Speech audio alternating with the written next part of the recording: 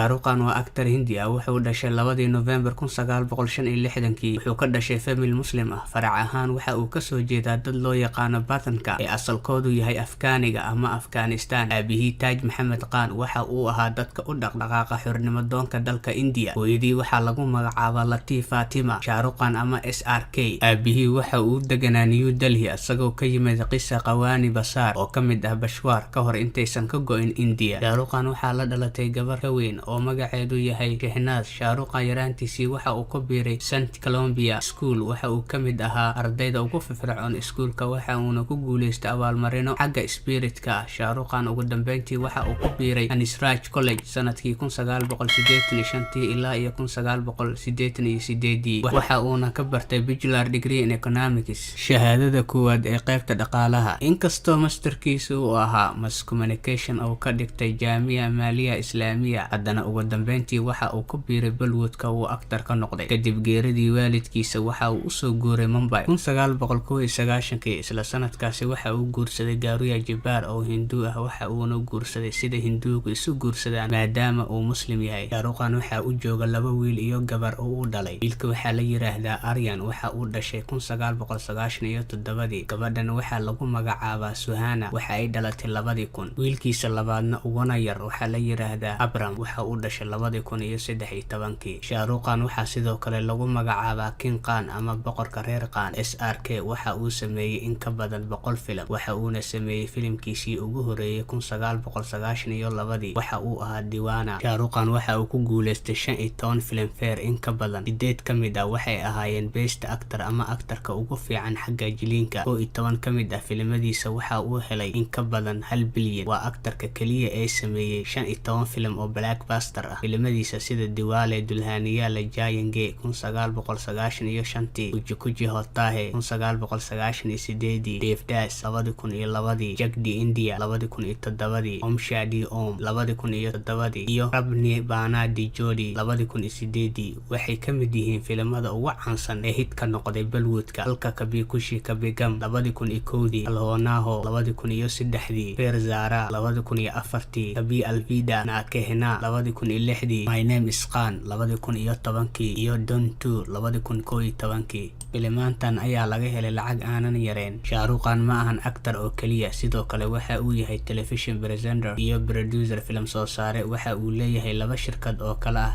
Dreams Unlimited iyo Red Chillies Entertainment. waxaa la leh aktarada caanka ah Juhi Jalwa iyo saygeeda Jay Mehta. sidoo kale waxa isla leeyihiin kooxda caanka ah ee cricketka Kolkata Knight Riders. Shahrukh Khan filimkiisii Ra.1 oo soo baxay 2007 waxa ka qayb qaatay in ka badan 5,000 oo qof oo ka kala yimid India, USA iyo Italy ama Hindi, Mareykanka iyo Talyaaniga. waxaa ku baxay sameynta filimkan lacag gaaraya 23 milyan oo dollar. Ra.1 waxa uu ahaa filimkii labaad ee India ugu qarashka badan sameyntiisa. Shahrukh Khan marka uu sameynayo filimada waxa uu ku jecel yahay aktarada Kajal Mukherjee. waxay isla keeneen dhowr filim sida Kuch Kuch Hota Hai, Kabhi Khushi Kabhi Gham, Karan Arjun, My Name is Khan iyo kuwa kale. waxa uu sidoo kale ugu jecel yahay directorka producerka film soo saaraha Karan Johar. waxa isagana sameeyay inta badan filimada uu Shahrukh Khan jilay. Shahrukh Khan filimadiisa waxa ka mid ah Diwana, Adios, Bazigar, Ramjani, Army, Koila, Yes Boss, Bardesh, Silto Pagal Hai, Duplicate, Kuch Kuch Hota Hai, Badshah, Kabhi Khushi Kabhi Gham, Devdas, Alhonaho iyo My Name is Khan. intaba waxa soo saaray Karan Johar. sanadka 2020 Shahrukh Khan lacagta uu haysto waxa lagu qiyaasay 600 milyan oo dollar taasoo ka dhigaysa inuu yahay mid ka mid ah jiliyaasha ugu qanisan adduunka.